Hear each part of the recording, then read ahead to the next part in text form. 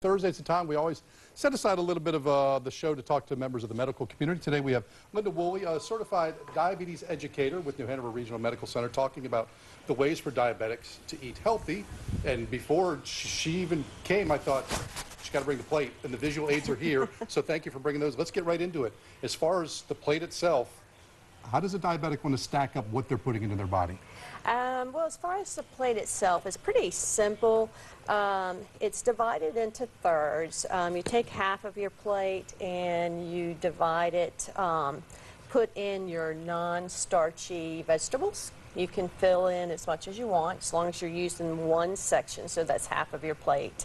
And you divide the other half into two sections. One section is for your proteins or your meats. Meats, eggs, cheese, and then the last section is where you're going to put your carbohydrates. Okay. So whatever you want to put as far as starches, rice, beans, peas, you put in that section, and then usually you can add like 2 more carbs in ways of a fruit, maybe a milk or a dairy product. And you can see that a little bit more clearly in this demonstration. Same plate idea, but they've added a milk product and then an apple to kind of complete the meal. And I know with diabetics, again, I was telling my father's diabetic, the starch and the carbs are the things that you really want to limit in your diets. Yes, because that's what makes the blood sugars go up. And I saw you brought the soda in, and I will say the one thing about this, I know it's a no-no for diabetics, but I've seen the positive of it too when the blood sugar spikes to kind of get them back into to the orientation.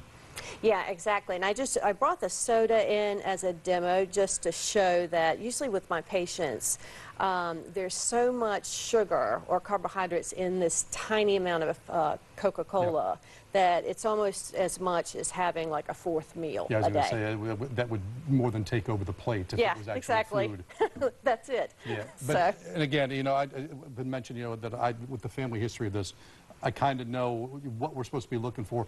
Plenty of literature online, but I always say if you have any questions about this or anything else, you always want to contact a person like this that has the white coat. Don't talk to the guy with the blue coat because she's got a lot more schooling than I have.